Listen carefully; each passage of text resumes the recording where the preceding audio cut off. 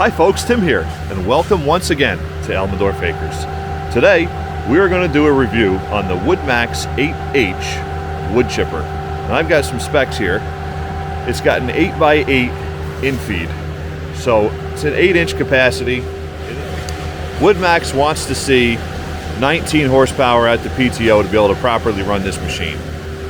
When you buy the machine, it comes 90% assembled, comes in the back of a liftgate truck. I assembled it probably in about 3 hours, and I did it with my kids, so I might have been able to do a little faster without them. But we enjoyed it as a good family project a couple years ago. It's $3,500 when you buy it, and it comes with a 3-year warranty. They also ship it with the PTO shaft, so you don't have to go out and buy a PTO shaft or steal one off one of your other implements. This does come with a PTO shaft. You can custom the color. You can get it in either black or orange. If it's a category 1 and 2 hitch, it's got a 200-pound, 24-inch flywheel with 2 reversible knives. And you can send the knives back to get them sharpened. I got about 75 hours out of mine before I decided they were just a little too dull, and we swapped them out, and I'm in the middle actually now of sending the first set back to get it sharpened. It's a hydraulic infeed with dual motors, so it's got 2 motors and runs straight off the PTO. It is completely independent from any tractor hydraulics. It's a self-contained unit, so if you've got an older tractor that doesn't have hydraulics, you can run this. That was one of the reasons that we actually bought it, was a couple years ago when I bought it, I didn't have the tractor we have now. I had an old Kubota that had really no hydraulics on it, and it worked great. It was a 25 horse. It was slightly limited with the actual capacity of what it would take. When we were running it on the Kubota, it was a 5 or 6 inch capacity. Even though it said it would take 8, it just wouldn't quite handle it. So the flywheel runs at 1120 RPMs. The machine itself weighs 990 pounds. Again, pretty easy to do. It shows up on a truck with a lift gate.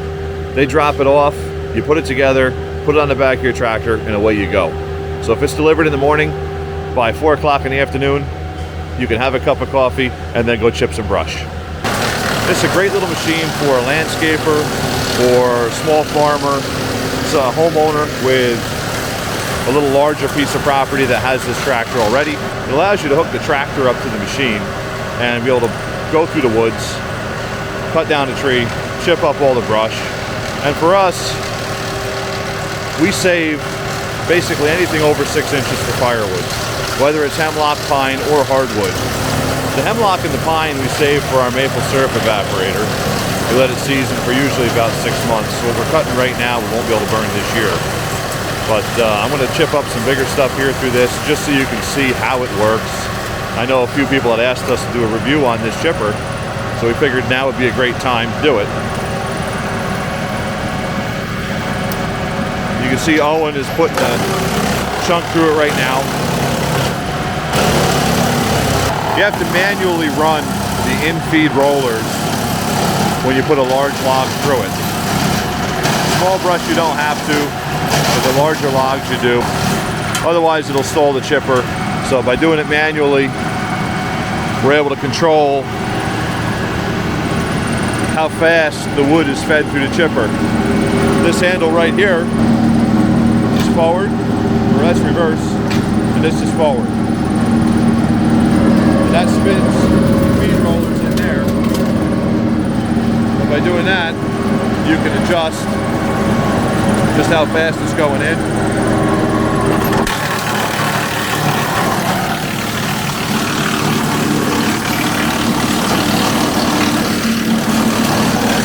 That valve right there is a hydraulic adjustment that allows us to determine just how fast we want those feed rollers to spin.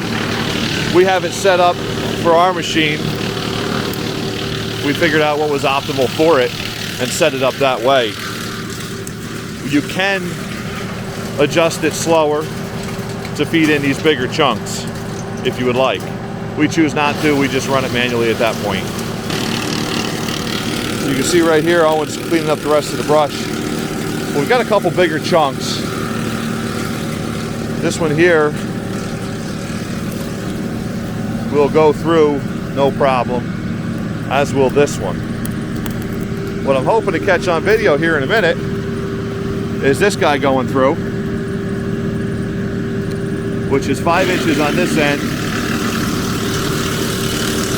and 6 on the larger end, and then the base of it, which is 6 inches down to about 7 1/4. Now they say it'll feed 8 inches, it will, and we've done it. It doesn't mean it's comfortable. If you're going to feed anything like that, make sure your branches are flush cut.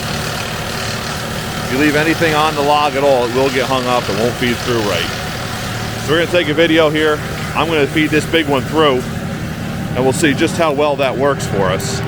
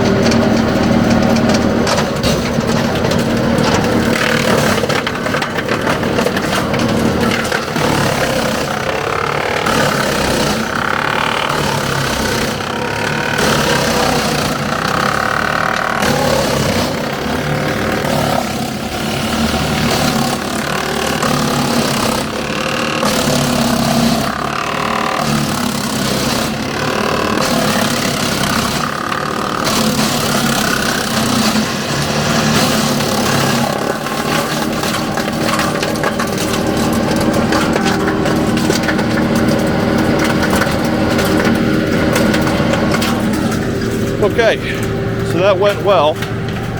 I'm sure you could hear it. The tractor engine bore down a bit, had some belt squealing. That's what'll happen, is it'll actually, once you start putting things that are just too big and it doesn't handle anymore, it'll spin the belt, which is, I guess, good. You don't break anything that way. But that was 7¼ inch hemlock. That tree's about 40 years old, so those rings are tight together. That is some hard hemlock. One of the hardest things we chip, actually, is the hemlock around here. As far as live stuff goes. Once you're getting into the dead, it doesn't do quite as well. But this tractor, with the chipper setup, will chip all day long, 5- and 6-inch pine, oak, hemlock, maple, and cedar. It works very well for us for the application that we have. We don't do a lot of large tree jobs, and again, anything bigger than 6 inches, we tend to save for firewood anyway. And if it's hardwood, that's even down to 4 or 5 inches if we have the time to cut it up and save it. Again, most of the hemlock and pine we save for maple syrup operations. We burn 4 or 5 cord a year doing that, so I like to make sure that we have that all put away by June or July. That way it's all fully dried and ready to go. Most of the time it ends up being standing dead hemlock and pine that we save and cut up anyway.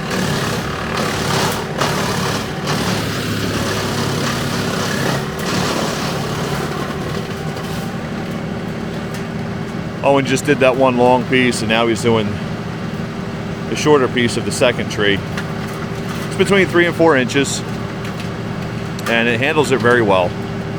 You need to babysit it a little bit, yes, but for what we do, and again for someone cutting a field line, cutting back brush on a field, for somebody who owns 10 or 15 acres and wants to manage their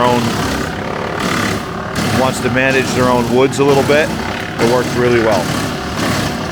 One of the things I really like about this chipper versus one that you can haul behind your truck is I can get places with this setup, with the tractor and the chipper on it, that you can't get with a truck and a tow chipper.